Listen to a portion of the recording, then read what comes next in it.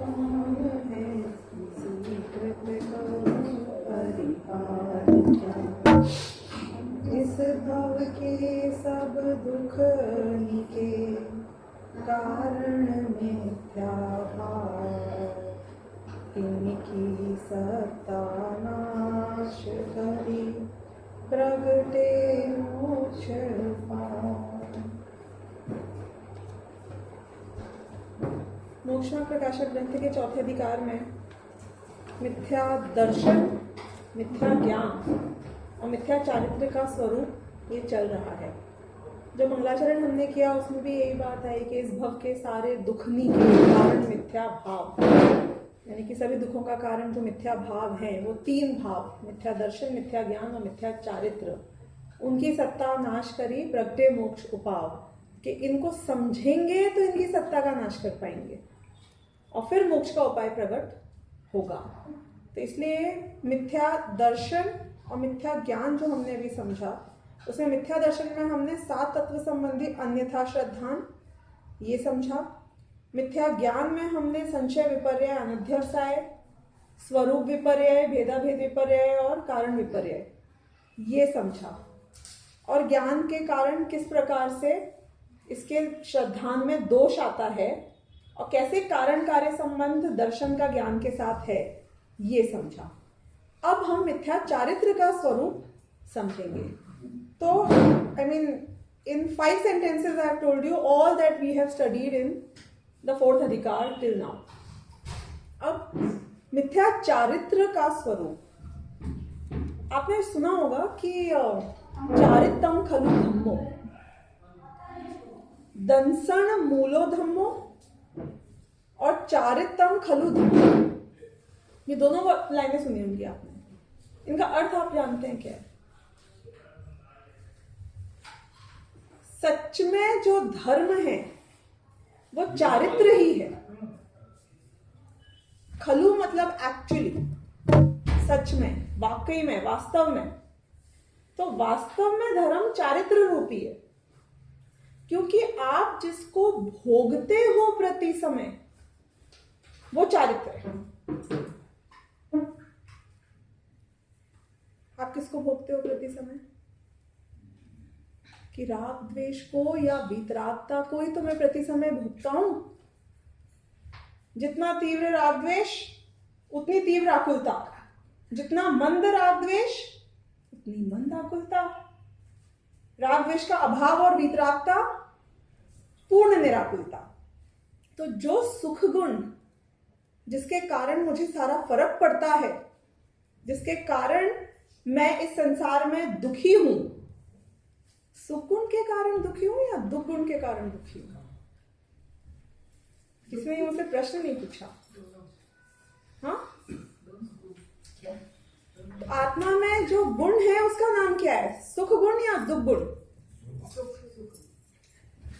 तो दुख क्या है? मतलब दुख क्या है? द्रव्य गुण पर्याय है। समझो एक द्रव्य के 3 कंपोनेंट होते हैं, राइट? A द्रव्य is composed of द्रव्य गुण पर्याय। For understanding sake these 3 elements. तो सुख दुख ये दोनों क्या हैं और गुण का नाम क्या है? द्रव्य तो आत्मा है, जीव है। सुख विभाव है, गुण स्वभाव है, सुख स्वभाव है, दुख विभाव है। यानी कि जो गुण का नाम है वो तो सुख ही है और उसकी 2 पर्याय होती है, एक सुख और एक दुख, एक स्वभाव और एक विभाव, एक स्वभाव और एक विभाव। तो दुख गुण की दुख जो पर्याय है उसमें भी जब गुण कहा जाएगा तो उस गुण का नाम सुखी कहा जाएगा। तो ये बात वहां से आई कि हमारे में जो एक सुख गुण है जो मायने रखता है, जो प्रयोजनभूत है इस जीव को, वो सुख गुण डायरेक्टली कौन से धर्म से संबंधित है? कि चारित्रम खलु धम्मो, के चारित्र से संबंधित है। क्यों? क्योंकि जितना राग द्वेष उतना ही मंद, जितना ज्यादा राग द्वेष उतना ही तीव्र आकुलता, जितना मंद राग द्वेष उतनी ही कम आकुलता, और राग द्वेष का अभाव यानी वीतरागता यानी कि विराग। तो वास्तव में संसार और मोक्ष, इन दोनों में जो डिफरेंस है वो चारित्र का ही है। अगर मैं कारण कार्य संबंध की बात करूं तो चारित्र कारण है और सुख गुण उसका कार्य। निमित्त नैमित्तिक संबंध चलते हैं आपस में गुणों के बीच भी। तो चारित्र ही वास्तव में मेन हमारे लिए इंपॉर्टेंट हो गया, चाहे धर्म की अपेक्षा, चाहे संसार के कारण में मिथ्या चारित्र की अपेक्षा। तो फिर आप दर्शन की इतनी महिमा गाते थे, अब आज आप चारित्र की इतनी महिमा गा रहे हो। हम तो पहले ही बोलते थे कि चारित्र होता है मेन, समझ में नहीं आया। आज आप सब्जेक्ट चेंज हुआ तो आप भी चेंज हो गए। कुछ तो हमको इसके बीच का गैप समझ में नहीं आया कि जो पेड़ है, आपको आम मिलेंगे वो पेड़ से ही मिलेंगे, लेकिन दंसण मूलो धम्मो, पेड़ का अस्तित्व, मूलो मतलब पता है मूल किसे कहते हैं? जड़। तो जड़ के बिना वृक्ष का अस्तित्व नहीं हो सकता ना भाई। रोपोगे क्या, बोओगे क्या? सबसे पहले तुम चाहते हो कि जड़ के बिना वृक्ष आ जाए, तो ये पॉसिबल नहीं है। इसलिए हम कहते हैं दंसण मूलो धम्मो। और तुमको तो अभी शुरुआत करनी है ना।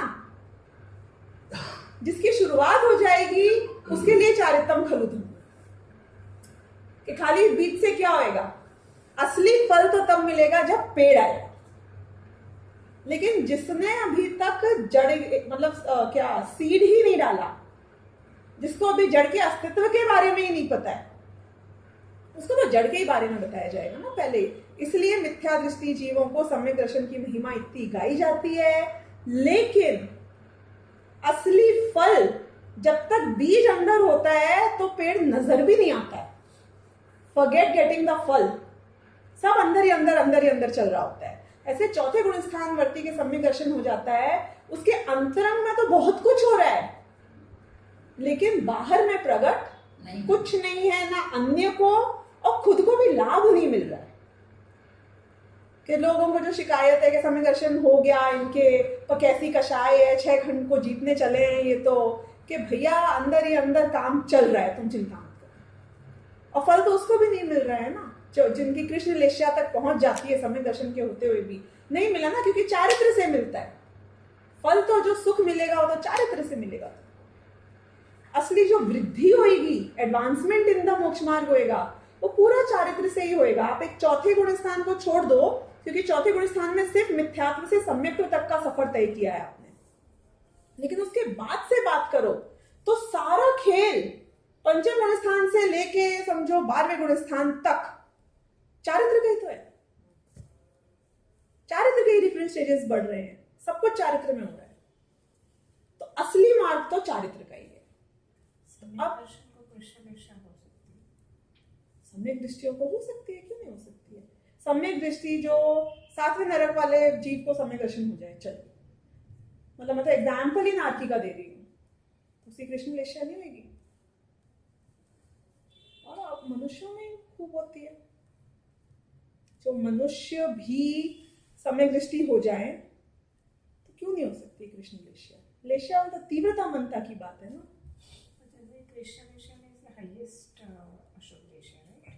हाईएस्ट अशुभ लेश्या। तो उसमें कृष्ण लेश्या में जनरली नारकी का बदला होता है। नारकियों के तो नियम से मनुष्य में कृष्ण लेश्या कंटिन्यूअस रहे तो नरक गति का बंद होता है कि नॉट नेसेसरी? Not necessary. नरक से ज्यादा वर्स्ट एक इंद्रिय जीव का बंध होता है, निगोदिया का। तो सम्यक दृष्टि का तो फिर एक वो नहीं होता है ना बंध। सम्यक दर्शन होने के बाद आपको नया असंगी पर्याय नहीं मिलेगी कोई भी। हाँ, तो फिर कृष्ण लेश्या होगी तो असंगी पर्याय ही होगी। कृष्ण लेश्या होगी, लेकिन वो तो अगर सम्यक दृष्टि के कृष्ण लेश्या सम्यक दर्शन होने के बाद हुई है, हाँ, तो भी उसके नरक का बंध नहीं होगा। नहीं होएगा। सम्यक दर्शन होने के बाद कितनी ही वर्ष लेश्या हो जाए, नरक का बंध नहीं होगा, स्त्री पर्याय का बंध नहीं होगा, लूला लंगड़ा गरीब हीन नहीं होगा। तिर्यंच गति में अगर पहले से बंध हो रखा है तो भोग भूमि का तिर्यंच बनेगा, और पहले से बंध नहीं हो रखा है तो तिर्यंच गति का बंध भी नहीं होगा। नियम से सम्यक दृष्टि बेचारे को अगर बाद में आयु बंधेगी तो देवगति जाना पड़ेगा। मतलब आप समझ रहे हो, कोई वो नहीं आयु बंद होएगा ना उस पर्टिकुलर पॉइंट के ऊपर। सम्यक दर्शन हो गया है, टिका हुआ है, छूटा नहीं है। तो सम्यक दर्शन की अवस्था में यदि आयु बंद होगा तो आपकी अगर सही लेश्या नहीं मिली तो आयु बंद उस त्रिभाग में नहीं होएगा, अगले त्रिभाग में होएगा। इसलिए 9 मिलते हैं ना आपको ये ऑप्शंस, एक ऑप्शन नहीं होता है।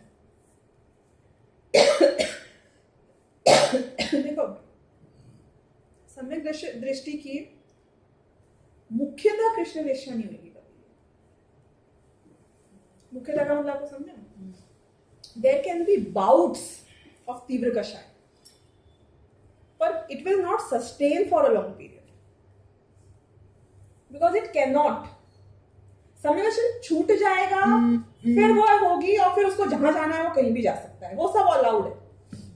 लेकिन there will be only otherwise bouts of तीव्र कृष्ण लेश्या टाइप्स, क्योंकि उसकी जो मान्यता इतनी पक्की है कि मेरे सुख दुख का इससे लेना देना है ही नहीं, तो वो बहुत बबल टाइप मोमेंट्री होती है। कोई भी जो तीव्र कषाय हो, कृष्ण लेश्या भी नहीं, मतलब इवन कापोत हो या जो भी हो, नील हो, कोई भी, हाँ कोई भी लेश्या, लेकिन सब में अनंत अनुबंधी नहीं होती है। तो क्योंकि उसमें वो स्ट्रेंथ नहीं है बैकबोन की उसे सस्टेन करने के लिए, तो वो टिक नहीं सकती है ज्यादा देर तक। मतलब क्रोध आएगा, किसी के ऊपर ऐसा क्रोध आया कि इसको मार डालूं, एक क्षण के लिए तो आ जाएगा, लेकिन उसके अगले ही क्षण उसको ये लगेगा ना कि एक द्रव्य दूसरे द्रव्य तो कुछ करते ही नहीं है। जॉब में आके एक क्षण के लिए ऐसा लगा है, पर I mean I am just this is all futile what ever I am doing, बहुत सस्टेन नहीं करेगी सम्यक दर्शन रहते हो। That is a disclaimer. सम्यक दर्शन भी छूट जाता है, चाहे सम्यक दृष्टि के केस में तो बिल्कुल नहीं होगा, और जिसका छूट गया है उसके पास तो अर्धभुतगल परावर्तन के लिए काफी स्कोप है, तो यानी कि उसका बिगड़ना है तो काफी कुछ बिगड़ सकता है। तो कमिंग बैक फ्रॉम दैट सम्यक दृष्टि आई एम सेइंग कि चारित्र चौथे गुणस्थान के बाद चारित्र सबसे इंपॉर्टेंट पार्ट है।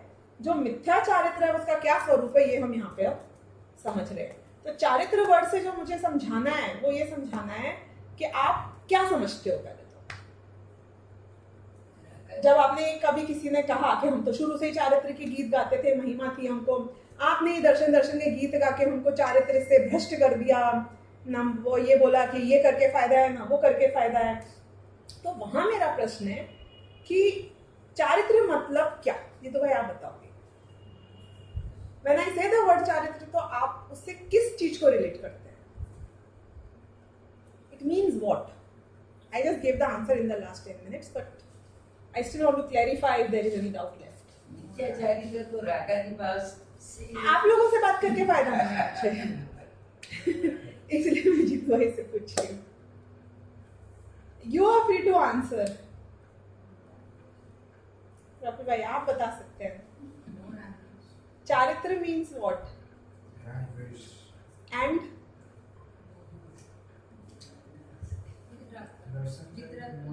हाँ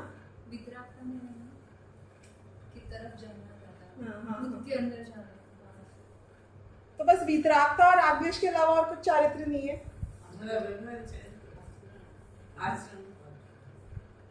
तो यहाँ उसकी बात नहीं, ये मैं क्लैरिफाई करना चाहती हूँ कि जो लोग पुद्गल की क्रिया को, शरीर की क्रिया को चारित्र समझते हैं, ये जो शब्द है चारित्रम खलु धम्मो, वहां उस व्यवहार चारित्र की बात नहीं, खलु की बात है, निश्चय की बात है, जहां पे संसार में विभाव रूप राग द्वेष है और स्वभाव रूप वितरागता है। चारित्र मीन्स ओनली दीज, स्वभाव पर्याय, विभाव पर्याय, वितरागता और राग द्वेष। That's it. कोई शुभ भाव, कोई अशुभ भाव मिथ्या या सम्यक चारित्र में नहीं आता है। और शरीर और पुद्गल की क्रिया तो वैसे भी जड़ है।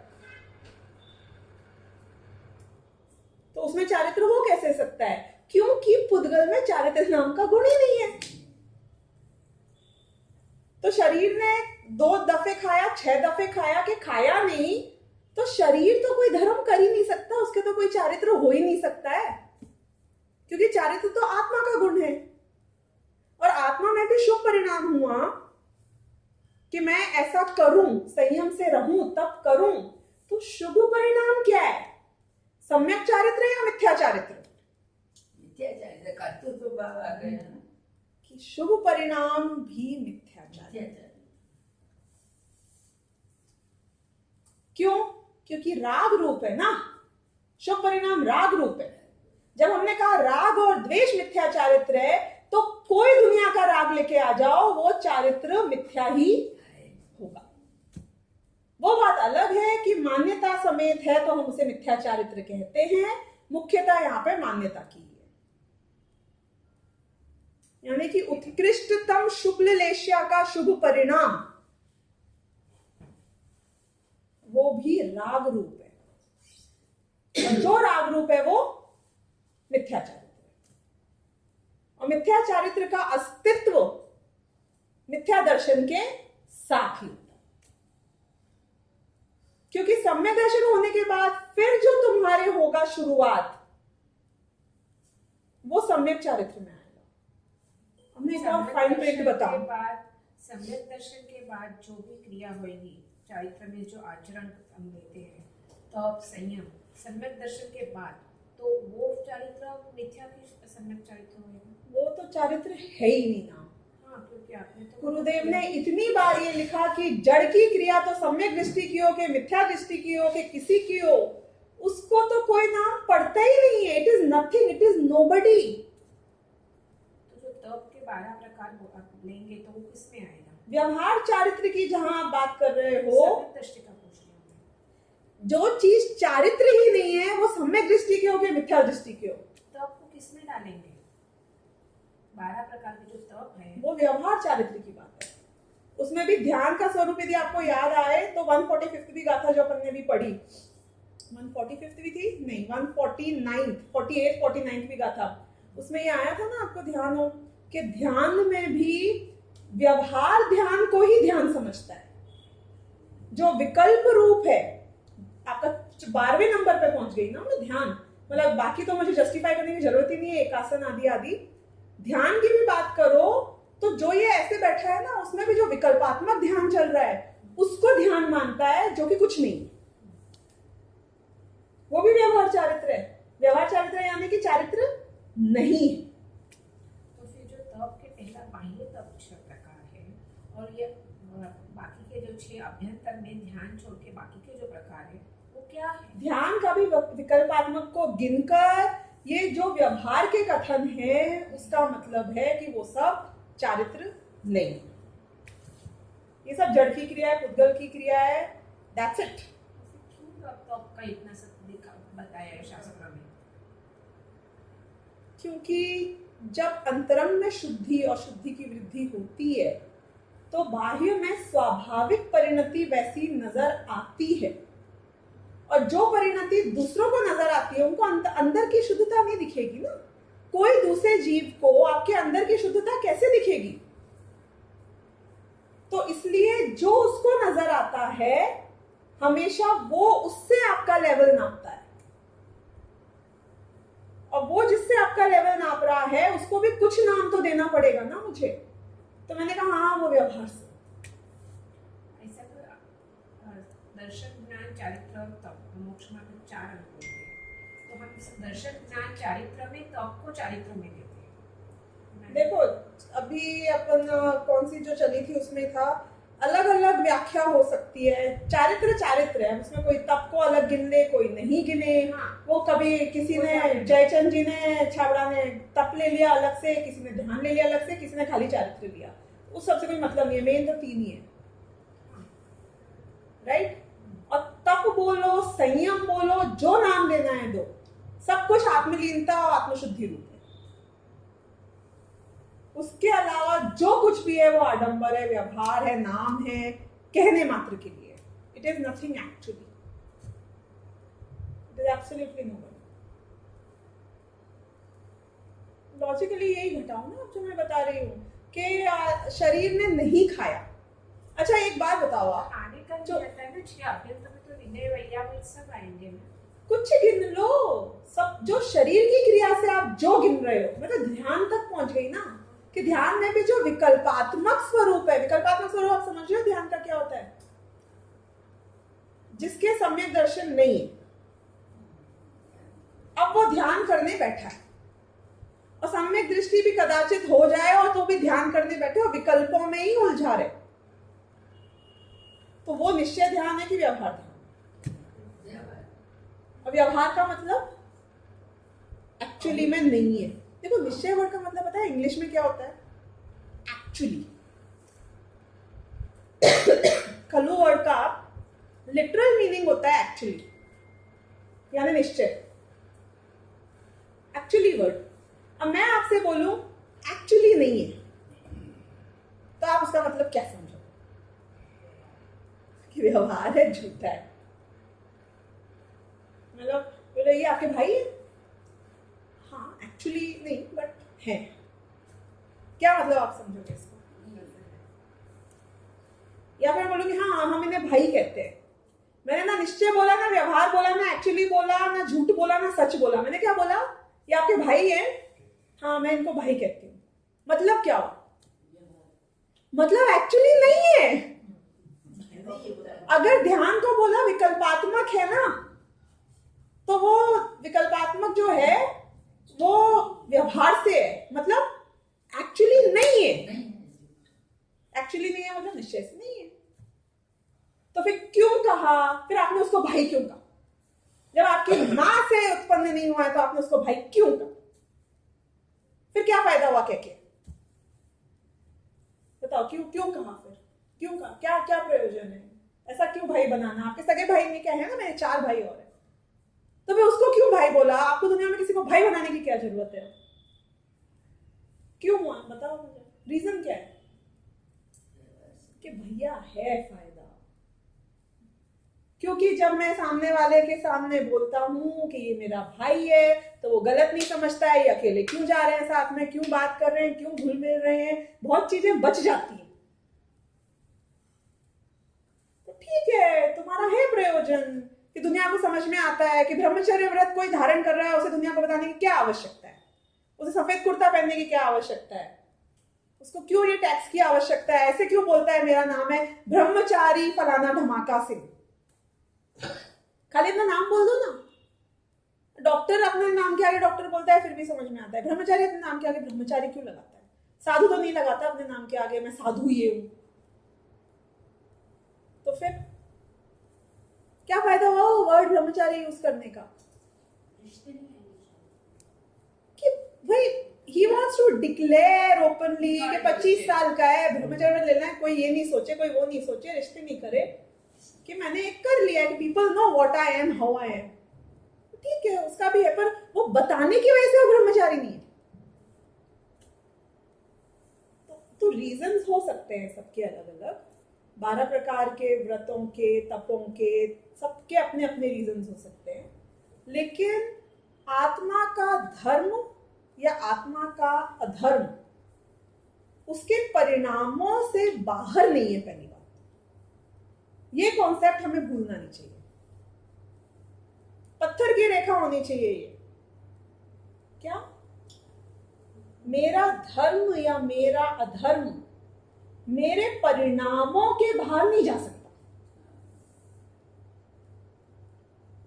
शुभ परिणामों अशुभ परिणामों जो कुछ है मेरे में होगा, वो शरीर में, शरीर की क्रिया में, जड़ की क्रिया में नहीं हो सकता। अगर आपको याद है तो ये बात हमने तब हिंसा के परिप्रेक्ष्य में भी करी थी कि कोई जीव है, मैं जा रही हूं और मर जाता है, मेरे निमित्त से मरता है, हिंसा हुई कि नहीं?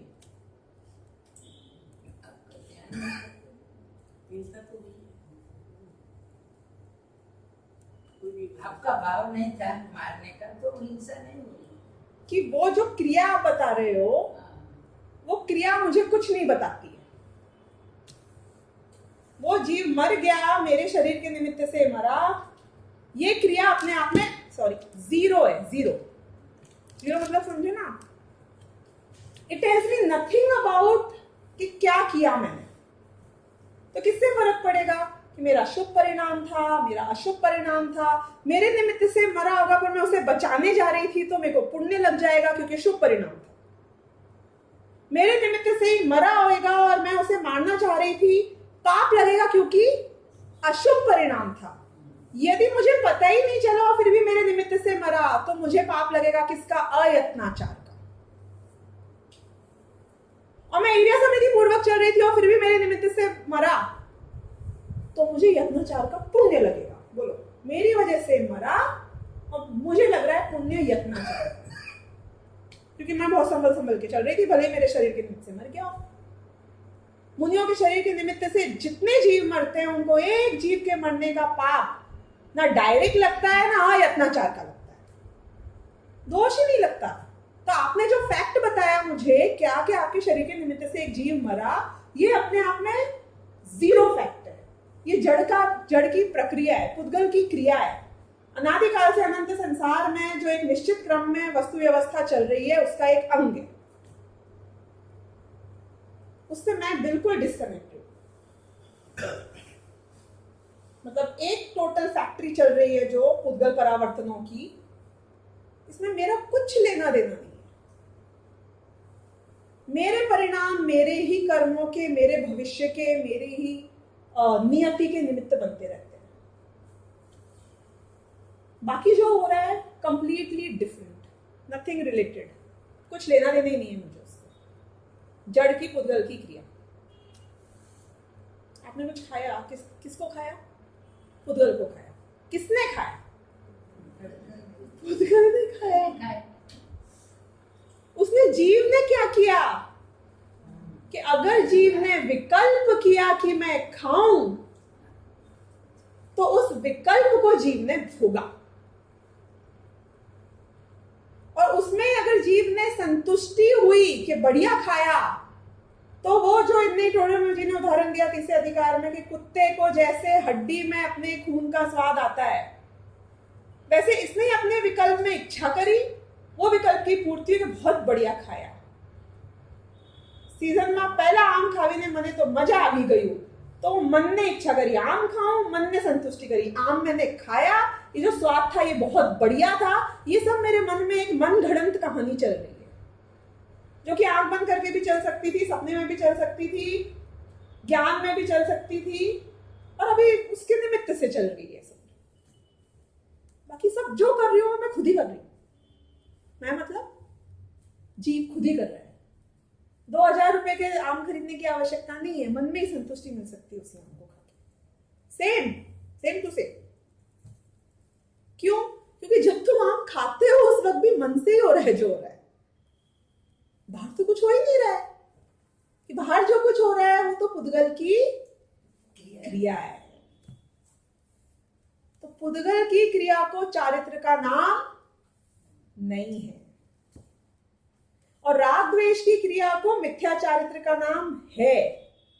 और अब जो मुझे इंपॉर्टेंट पॉइंट बहुत बताना है वही बताना है कि अभी मिथ्या दृष्टि से निकल के हम सम्यक दृष्टि तक आते हैं। आपको भी शायद नया लगेगा ये विषय सुनना। मतलब मिथ्या दृष्टि की तो बहुत क्लियर हो गई थी बात। क्या हो गई थी कि तुम कितने शुभ परिणाम करो, कुछ भी कर लो, तुम्हारा चारित्र मिथ्या चारित्र ही नाम पाएगा, राइट? शुक्ल रेष्या के बराबर शुभ परिणाम करके 9वें ग्रह तक पहुंच जाओ। 9वें ग्रह is like very high, very high, बहुत ऊपर का स्वर्ग है। अहमिंद्र होते हैं वहां पे। मतलब ये वैसी व्यवस्था नहीं होती है कि एक इंद्र बाकी सब प्रजा। Each individual is an Indra. अहम इंद्र, आई एम इंद्र। इतना पुण्य भी मिथ्या दृष्टि जीव कमा लेता है। तो उसने जो चारित्र किया था, सिर्फ मुनि बनकर ही आप 9वें ग्रह तक जा सकते हो। एक पर्टिकुलर स्वर्ग के ऊपर संयम के बिना नहीं जाया जा सकता, संयम धारण के बिना नहीं जा सकता, और वो निश्चय नहीं होता है क्योंकि मैं यहाँ मिथ्या दृष्टि की बात कर रही हूँ। तो बाह्य में जो क्रिया थी उससे जो शुभ परिणाम समझो, आपको बाह्य क्रिया दिखी और उसके अंतरंग में जो शुभ परिणाम हुआ, वो शुभ परिणाम के निमित्त से इतने ऊपर तक तो पहुंच जाओगे आप एक बार, लेकिन उससे कुछ फायदा नहीं होगा क्योंकि ये सब मिथ्या चारित्र है। शुक्ल लेश्या भी मिथ्या चारित्र है। तो शुभ परिणाम कितने ही हाई कैटेगरी का हो, मिथ्या दृष्टि का हो तो मिथ्या चारित्र ही है। अब मैं नई बात पे आती हूँ कि सम्यक दृष्टि का जो चारित्र है उसमें जो राग द्वेष है वो क्या है? मिथ्या चारित्र है कि सम्यक चारित्र है? राग द्वेष ही मिथ्या चारित्र है, वो भी सम्यक दृष्टि का हो कि मिथ्या दृष्टि का हो। वितराग भाव सम्यक चारित्र है, राग द्वेष कैसे सम्यक चारित्र है? कॉम्प्लिकेटेड क्वेश्चन है ये बहुत। राग द्वेष मीन्स मिथ्या, मतलब सम्यक दृष्टि का चारित्र मिथ्या चल रहा है ऐसे? राग द्वेष सम्यक दर्शन हो गया तो फिर जब तक वो स्वभाव में होएगा तो वही चारित्र सम्यक चारित्र का। स्वभाव के बाहर कुछ में भी राग द्वेष किया तो वो मिथ्या ही हुआ ना। ये क्वेश्चन का मान्यता में अलग मान्यता में श्रद्धा में हाँ, फर्क है ना। सम्यक दृष्टि है ना, तो जो राग द्वेष हुआ पण उसकी मान्यता में अभिप्राय में है कि ये जो है मेरा नहीं है, ये भी उसकी मान्यता सच्ची है ना, तो ये उसको मिथ्या नहीं होगा। चक्रवर्ती जाते हैं ना लड़ाई में। चारित्र की कमजोरी के वजह से वो सब होता है, लेकिन वो जानता है कि ये भी ये है। श्रद्धा। बोलो रश्मि बहन, आप सहमत हो सबकी बात से? नहीं, राग द्वेष ये जो कुंद चरण में जो लिखा, जो भी मोक्ष मार्ग से चलो बाद में लिखा होगा, लेकिन उन्होंने जो लिखा तो वो उन्होंने उस राग से लिखा। तो मिथ्या चारित्र था वो। अभी आप इतना टाइम से वही तो आप समझा थे कि जब भी वो स्वभाव में आएंगे वही वितराग भाव है, वही खाली सम्यक चारित्र होगा। यदि आपको ध्यान आए तो अपने समयसार की चर्चा में वापस लौटना, उसमें कौन से वाले राग और द्वेष को मिथ्या चारित्र का नाम दिया? सम्यक दृष्टि के या मिथ्या दृष्टि के?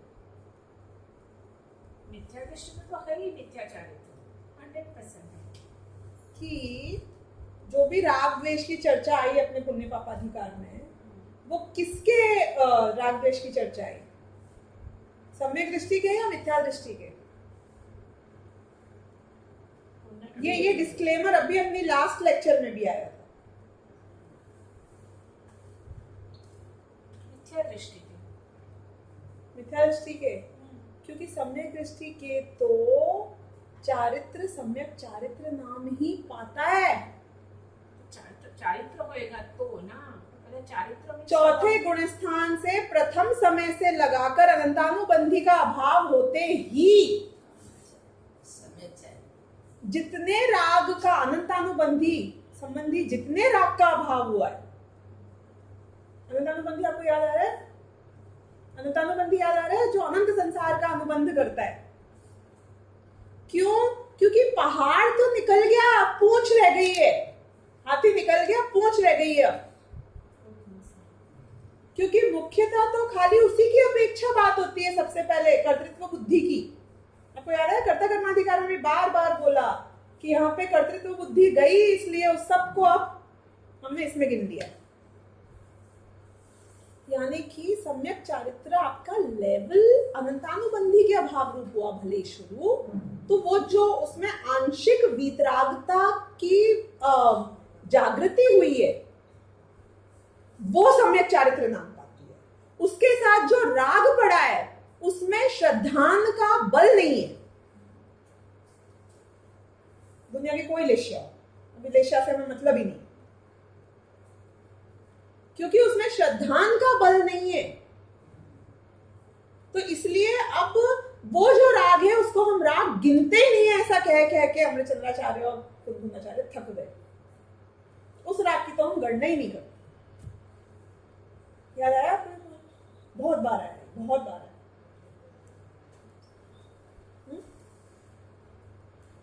तो वो था ना, सम्यक दृष्टि के भोग भी निर्जरा के हेतु है। वही मुझे अभी याद है कभी से। राइट। भोग भी निर्जरा तो के वहां हेतु पे है। भोग निर्जरा के हेतु है, इसलिए नहीं आया सम्यक दृष्टि की। कि वो जो भोग है उसी काल में जो उसकी आंशिक वीतरागता है एक्चुअली में निर्जरा उसके कारण हो रही है, भोग के कारण नहीं हो रही है। तो भी तुमने क्यों कहा? क्योंकि भोग के काल काल में भी वो आंशिक वीतरागता कायम रहती है। तो तुम्हारे जैसे बाह्यों में देखने वाले स्थूल बुद्धि जीव को लगता है कि इनके तो भोग भी निर्जरा के हेतु हो रहे हैं, और क्योंकि उसी काल में हो रहे हैं इसलिए उन्होंने शास्त्र में भी लिखा। कितने लोगों को ये बात समझ में आ रही हो, कितने लोगों के ऊपर से निकल रही है, मुझे सच्ची में नहीं पता। इनके ऊपर से निकल रही है। हाँ, इनके ऊपर से निकल रही है। लेकिन मैं आपको बहुत असली बात बता रही हूँ इस विषय पर। इतना कॉम्प्लिकेटेड नहीं है। आई एम तो क्लियर ना, वो समय दृष्टि के भोग भी वो मुझे अभी याद याद है। है। इतना कॉम्प्लिकेटेड नहीं है, यदि आप समझोगे तो बहुत सिंपली भी समझ में आ जाएगा। कैसे कैसे बात हुई है कि जैसे सम्यक दर्शन हुआ यानी मान्यता बदल गई, बराबर। सम्यक दर्शन मीन्स व्हाट? मान्यता बदल गई।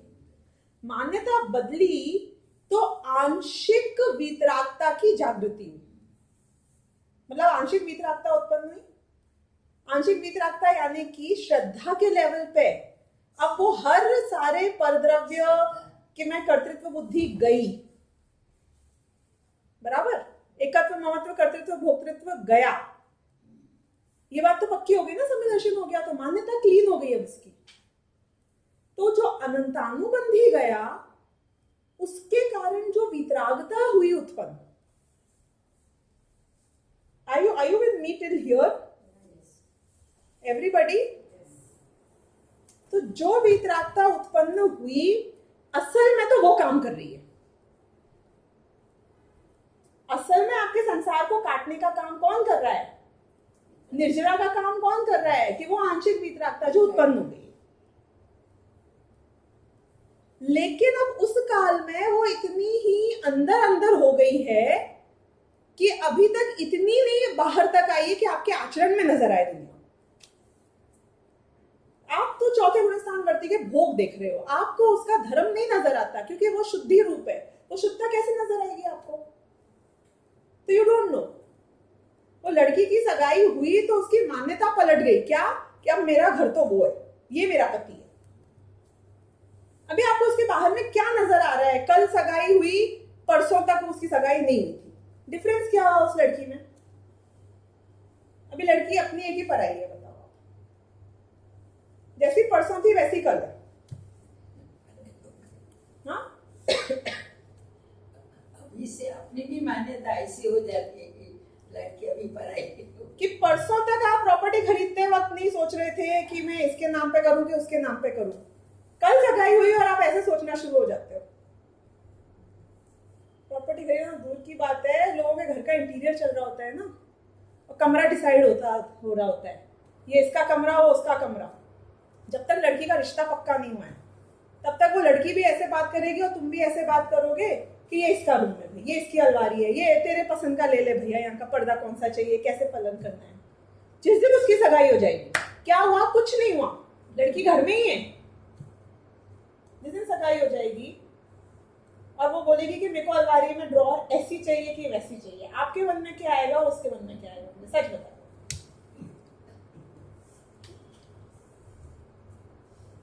कि वो तो बात तो एकदम ऐसे ही करेगी, मम्मी मेरे को ये चाहिए, मेरे को तो ऐसे ही करना है, वैसे ही करना है। लेकिन आपके मन में और उसके मन में क्या आएगा? सच बताओ। 4 महीने में शादी है, 3 महीना तो ड्रॉअर बनने में लगेगा। क्या कहाँ रहेगी ये? तो अपने ससुराल के कमरे में ड्रॉअर बनवा। मन तो पलट गई। हुआ क्या कि कुछ नहीं। डायमंड की सॉलिटेयर के आप इयररिंग्स बना रहे थे, उसके लिए बीच में सगाई हो गई अचानक। रिश्ता आया, पता भी नहीं था, हम तो 4 साल तक शादी करने की नहीं सोच रहे थे। क्या हुआ? अब वो सॉलिटेयर का तो हिसाब लगेगा ना थोड़ा, तो 10-20 हजार की बात नहीं है, 4-5 लाख की बात है भाई। अभी थोड़ा तो लगेगा ना हिसाब के, चलो इसके दहेज में दे दूंगा, कुछ तो हिसाब लगेगा। मान्यता पलट गई, सब पलट गया, कुछ नहीं नजर आ रहा है बाहर कि वो वीतरागता की कणिका जाग गई अंदर। तुम्हारे बीच की डोर जो जितना कर्तृत्व भोक्तृत्व था वो कब कहां छूट गया तुमको समझ में नहीं आया। देखा तो महत्व गया। जो चौथे गुणस्थान में जो सम्यक दृष्टि है, तो उसकी पहले तो श्रद्धा एकदम होनी चाहिए ना। बिल्कुल। हाँ, तो ये फिर दुनिया की नजर में जिसको पता नहीं है कि उसकी सगाई पक्की हो गई, उसको उसमें क्या डिफरेंस दिखेगा? चलो बताओ।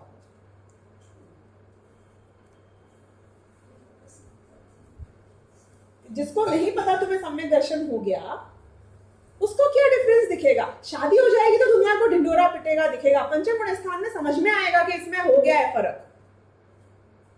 लेकिन शादी होने के पहले कैसे किसी को पता चलेगा? क्योंकि अंदर अंदर तो बहुत कुछ बदल गया, दुनिया बदल गई, लेकिन बाहर में कुछ भी नजर आने वाला नहीं। लेकिन अब उसकी हर क्रिया कलर्ड है, हर क्रिया कलर्ड है। उधर भी घूमने गया तो अभी गिनता है ना, लास्ट होएगी मेरी ये अकेले घूमने की।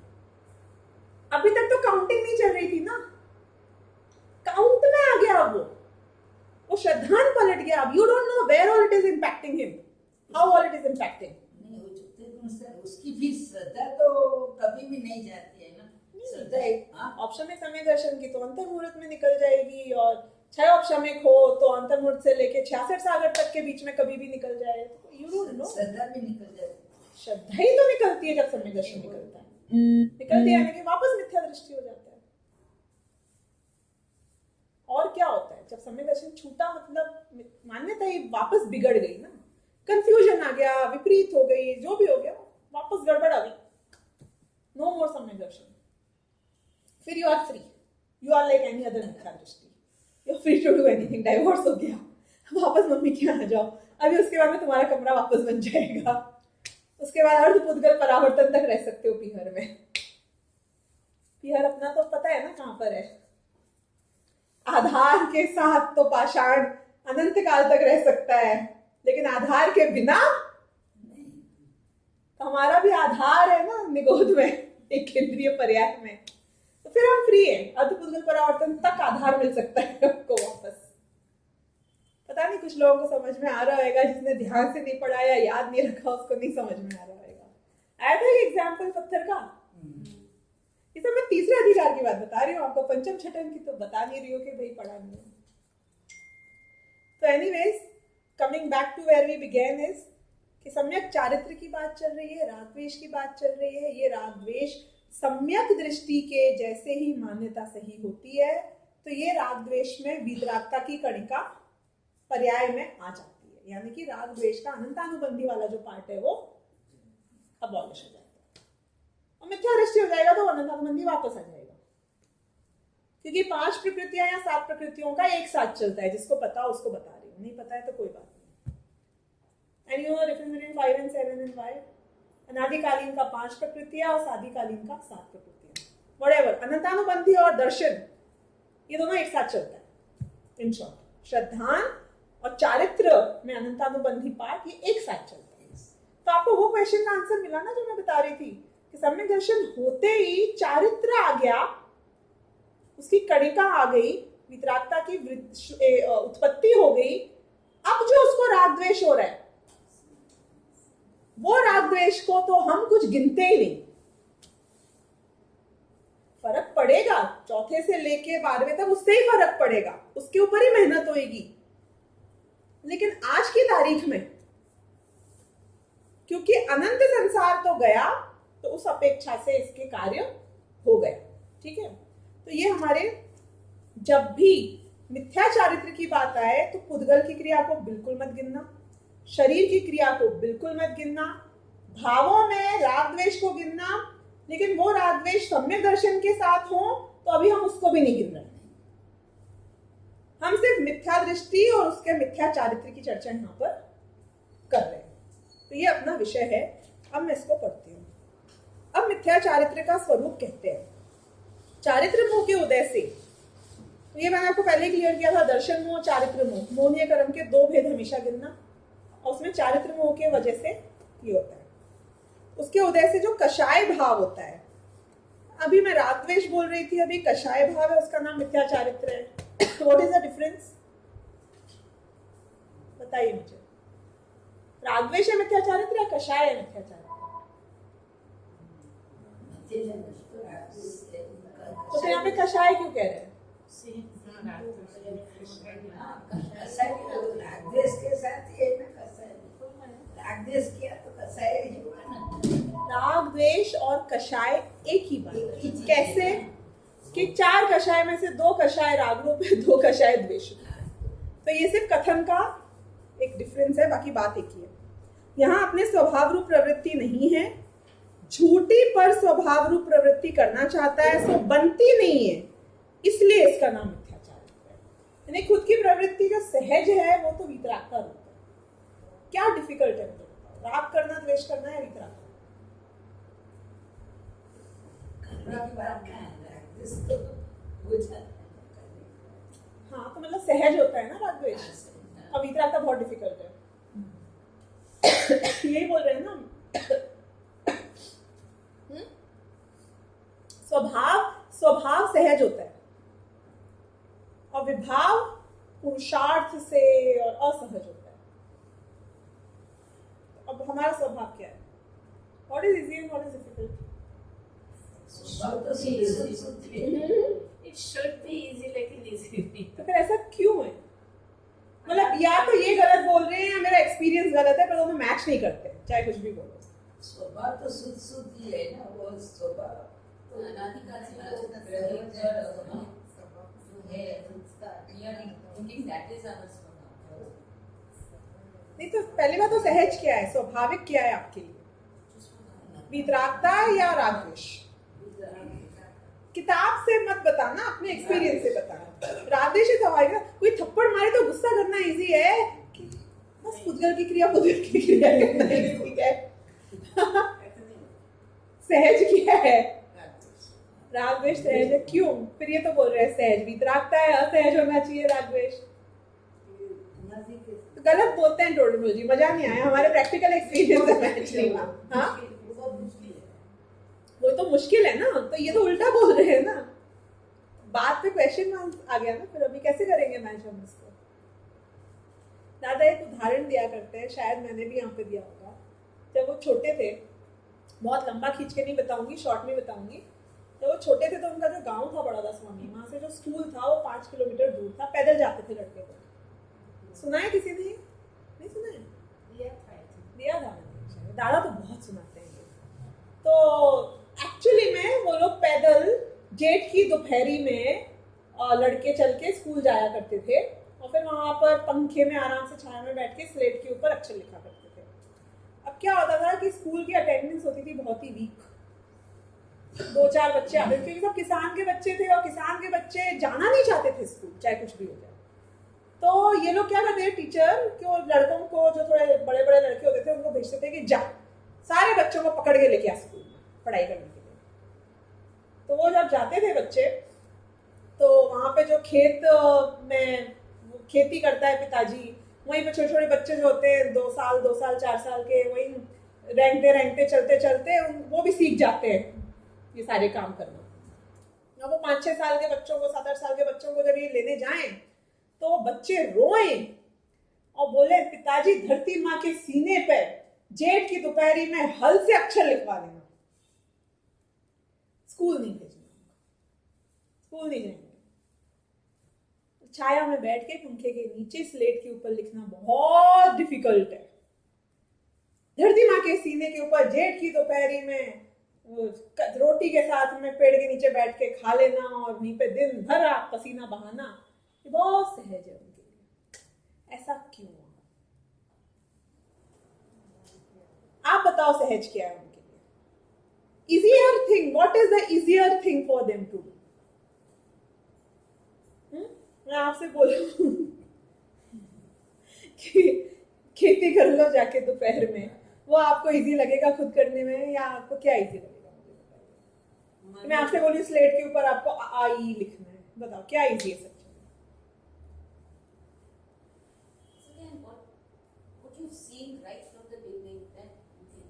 अभ्यास, अनादिकाल का अभ्यास। उनने बचपन से, अनादिकाल से, जब से आंख खोली, जब से जितना ही डिफिकल्ट हो उसका ही अभ्यास हुआ, तो उनको जो नई चीज है वो डिफिकल्ट लगती है, जो इजी चीज है वो उल्टा होता है। अब आप बोलोगे कि आपको वो उसका भाव भाषण नहीं आएगा, क्योंकि ना आपने गांव देखा ना आपने, वो देखा है। अभी जितने यहाँ पे 50-60 प्लस है और टेक्स हैवी नहीं है, उनकी बात करूं, क्या ज्यादा इजी है? सच बताओ मुझे, टेक्नोलॉजी ज्यादा इजी है कि मैनुअल वर्क ज्यादा इजी है? हाँ, मैनुअल ज्यादा इजी है। What actually what is easier? Technology is easier, so easy. उंगलियां हिलती नहीं हो, काम हो जाते हैं।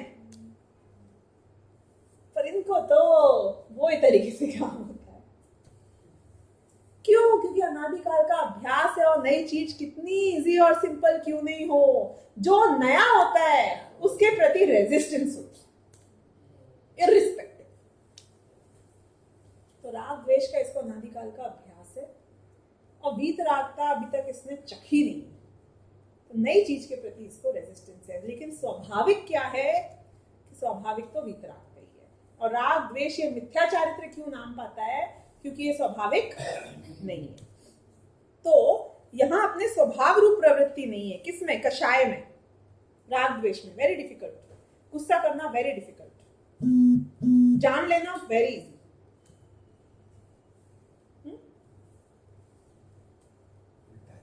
किसी चीज को पसंद करना वेरी डिफिकल्ट, जान लेना वेरी इजी।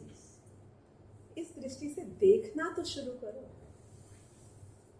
अपने आप ऐसा फील भी होना लगेगा। देखना तो शुरू करो, मुझे क्या करना है, ये टांग कट गई, इसमें मुझे क्या करना है? कि जानना है वेरी इजी, रोना है वेरी डिफिकल्ट।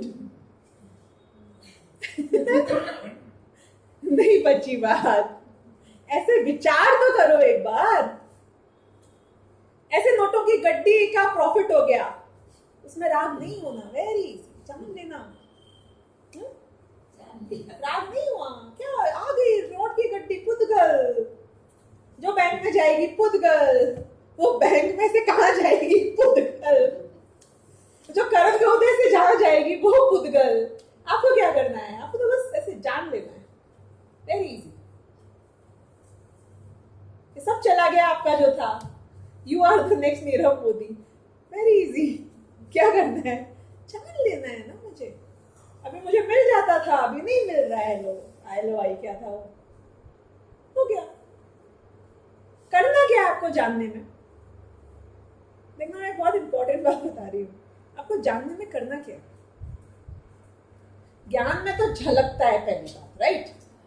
जानने के लिए भी हम आपको ये नहीं कह रहे हैं कि जाओ, गो, सी, नो, मालूम करो, एक्सपैंड करो, ये कोई कुछ नहीं कह रहा है।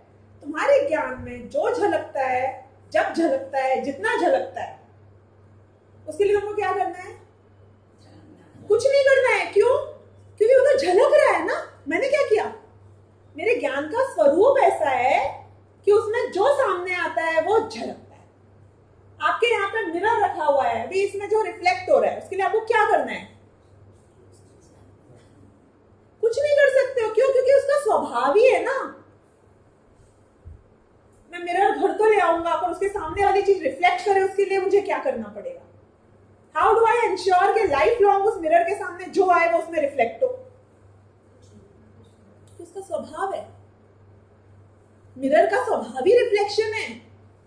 तो मेरा स्वभाव क्या है कि जो मेरे सामने आएगा, जानने में मुझे कुछ करना ही नहीं है, वो तो झलकता है, बराबर? तो जानना सहज है कि नहीं है? सहज है। क्यों? मैंने क्या किया इसमें? और कुछ भी अभी जो कर, इतना अनादि से संस्कार है, मैं करूं, ये सब करने का बाद सब निकल कर कि वो भी करना नहीं है, केवल ज्ञान तक हो जाएगा तो भी तुमको सबको जानना नहीं है, क्योंकि केवल ज्ञान में सारी दुनिया अपने आप झलकती है। इतना बोझा जो करने का हमने यहाँ पे बांध रखा है। जानने में कोई बोझा नहीं है, क्योंकि मुझे कुछ करना ही नहीं है। जानना तो पड़ेगा, आंख तो खोलनी पड़ेगी, देखना तो पड़ेगा, पेज तो पलटने पड़ेंगे कि नहीं। पेज पढ़ना तेरा स्वभाव नहीं है। जो अपने ज्ञान में सामने आए, जैसा आए, जितना आए, जब आए, वो वो जानना सहज हो जाता है उसका। कभी जानो नहीं, वो जानना भी इसे सहजना जो है, लेकिन कुछ कर तो सकते नहीं है। नहीं, आप डेफिनेशन देखो, लेकिन एफर्टलेस पने की हाइट्स देखो कि मेरे को सोते वक्त भी क्या करना है, कुछ जानना है सोते वक्त तो क्या करना है, हाँ? जानने के लिए क्या करना है? कुछ नहीं। बेहोश हो कि मैं मर जाऊंगा, कि तू कहां मरेगा पगले। जो ये शरीर की आंख मुंदेगी, तेरा जानना नहीं रुकेगा, क्योंकि तेरा जानना तो उसके बाद जहां जिस पर्याय में जैसे जिस इंद्रिय के द्वारा लेकिन चलेगा। तो जानना पूर्णतः सहज है, कोई निमित्त, कोई पराधीनता, किसी का कुछ लेना देना नहीं है इसको, किसी की अपेक्षा नहीं है, कोई सर्वज्ञ की अपेक्षा नहीं, कोई परद्रव्य की अपेक्षा नहीं, कोई खुदगल की अपेक्षा नहीं, कोई कर्म की अपेक्षा नहीं। निगोर पहुंच जाऊंगा तो भी मैं अपने आप झलकेगा सब कुछ। ये है मेरी सहजता। सोचो जरा, ये है मेरी अविनाशी अनंतता। कुछ भी नहीं है, ऑल एफर्टलेस, ऑल एफर्टलेस। अब कोई चीज को पसंद करो, आए मर गए, पहले डिसाइड करो मान्यता से, और ये अच्छा है कि बुरा है एक्चुअली में, इज इट राइट और रॉन्ग। अब आप देखो, ये आकुलता आई, फील करो जो मैं बताने की कोशिश कर रही हूँ। आकुलता आई, बोझा आया, ये सही है कि गलत है, इसको पसंद करूं कि नहीं करूं, इसमें बहूं कि नहीं बहूं, इसको पसंद आ रहा है तो क्या करूं, कैसे इंश्योर करूं, अपने तक रखूं, ये कहीं चला नहीं जाए। ये सब क्या हुआ? ये शांति थी, सहजता थी जानने की, वो खत्म हो गई और हम कूद गए आकुलता में, विकल्पों में। ये सब असहज है, ये राग असहज है, ये आकुलता असहज है, ये इसको मेरे से छीन लेगा, उससे द्वेष करो, उसके लिए हटाओ, अब और कषाय में चढ़ो। ये कषाय असहज है, शांति भंग होगी। बहुत कुछ करना पड़ रहा है अब तो मुझको, मेरी अब तो मैं कितने आराम से थी। नहीं, ये बता रहे हैं कि क्योंकि तेरी सहजता खत्म हुई, इसलिए इसका नाम मैंने मिथ्या चारित्र रखा, क्योंकि आत्मा का स्वाभाविक परिणमन नहीं है ये कषाय, ये रागद्वेष। और वो तब तक नहीं छूट सकता है जब तक कि तेरी मान्यता सही नहीं होती। क्योंकि जब तक मैं ये मानूंगी कि आप मुझे मार सकते हो, मैं शांति से कैसे बैठ सकती हूँ? जब तक मैं ये मानूंगी मतलब श्रद्धान, कि आप मेरा बुरा कर सकते हो, वही टेंशन। और जैसे मैंने मान लिया कि आप मेरा कुछ नहीं कर सकते हो, सारी टेंशन खत्म। इसका एक बहुत अच्छा उदाहरण आता है, मेरे ख्याल से समय तो हो गया है, 2 मिनट में खत्म करती हूँ। ये भी मैंने शायद पहले दिया हुआ है। एक भूखा शेर और उसके सामने एक बकरी, दोनों के बीच में सिर्फ आधे फीट की दूरी, स्पष्ट रूप से दोनों एक दूसरे को देख रहे हैं। बीच में एक पारदर्शी वज्र की दीवार, जिससे शेर जिंदगी में कुछ कर ले उस बकरी तक नहीं पहुंच सकता, और बकरी कुछ कर ले उस शेर की शिकार नहीं बन सकती। अब आप बोलो, बकरी डरेगी कि नहीं डरेगी? उसको पता होएगा कि बीच में दीवार है तो नहीं डरेगी। मान्यता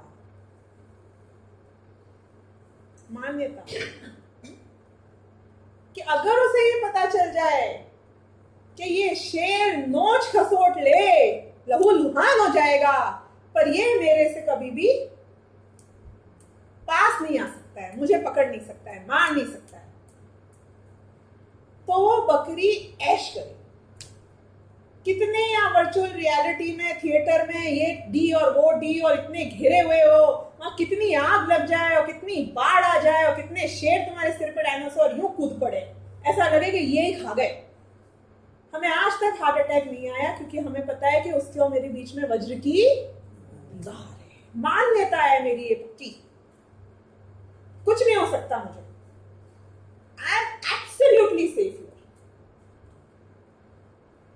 लेकिन अनादिकाल से वो बकरी मरे जा रही है, मरे जा रही है, मरे जा रही है, जूझे जा रही है, कुछ नहीं खा सकती है, कुछ नहीं पी सकती है, कुछ नहीं कर सकती है। वो बकरी कौन? मैं। क्यों? क्योंकि मुझे वो वज्र की दीवार या तो किसी ने बताई नहीं, और अगर मैंने सुनी तो मैंने उसके ऊपर श्रद्धा की। तो श्रद्धा, वो बकरी को ये श्रद्धा हो जाए, श्रद्धा ये वर्ड है, मान्यता, कि मुझे ये मान्यता पक्की हो जाए कि जीव का कोई पर पदार्थ बार बार का नहीं कर सकता है। फॉरगेट कि वो मुझे बुरा कर दे कि अच्छा कर दे, तो मुझे छू नहीं सकता। वो कर्म जो मुझे घेरे रहता है अनादिकाल से आज तक, एक पल के लिए जिसने मुझे छोड़ा नहीं है, वो मुझे छू नहीं पाया। इतना घेरे रहा, एक एक प्रदेश पे एक एक पुद्गल परमाणु पड़े रहा, आज तक मेरा बाल बांका नहीं कर पाया। वो वज्र की दीवार का श्रद्धान हुए सम्यक दर्शन, और जब वो हो जाता है तो स्वाभाविक परिणति अपने आप सहज रूप से वीतरागता रूप होती ही होती है। और इसलिए जितना राग द्वेष है उसका नाम है मिथ्या चारित्र, क्योंकि वो असहज है। और जितना भी ज्ञान मात्र परिणाम है, वीतरागता मात्र परिणाम है, वो इसका स्वाभाविक परिणाम है, इसलिए वो इसका सम्यक चारित्र है। देखिए मिथ्या दर्शन का तो अनादि परिणाम होने वाला ही नहीं है। मिथ्या दृष्टि जी, मिथ्या मिथ्या चारित्र दृष्टि का आप बोल रहे हैं ना अभी? नहीं, मैं मिथ्या चारित्र का स्वरूप जो बता रही हूँ वो कह रही हूँ क्योंकि मिथ्या दर्शन है, इसीलिए उसके, ये बकरी को पता नहीं है मिथ्या दर्शन है कि हमारे बीच में वज्र की दीवार है, ये उसकी मान्यता है, तो मिथ्या दर्शन है। इसलिए उसकी स्वाभाविक परिणति जो कि आराम से हो सकती है वो नहीं हो सकती है, इसलिए मिथ्या चारित्र है, वो राग द्वेष कर रही है। मान्यता पलट जाएगी तो उसके बाद में फिर जो बचेगा कि नहीं नहीं, फिर भी ऐसे में एक्साइटेड तो होता है ना कि वो डायनासोर आता है और हम हुल हो जाते हैं, लेकिन वो मान्यता के लेवल से नहीं होता। और वो जो हुल होते हैं, मतलब जो डर जाते हैं, वो इतना नेग्लिजिबल है उस भय के सामने कि हम उसको राग गिनते ही नहीं।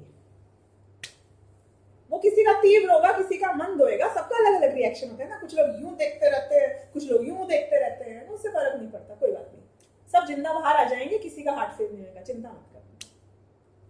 फिर जिसकी जो लक्ष्य चले वो चले, मिथ्या चारित्र सम्यक चारित्र मतलब होने के बाद जो भी जिसके राग द्वेष रहे वो रहे, लेकिन मिथ्या चारित्र नहीं, इसलिए कुछ फर्क नहीं पड़ता। तो ये यहाँ पे बात आई। फिर ये इसके आगे का जो चर्चा है अपन वो अगली बार में करेंगे।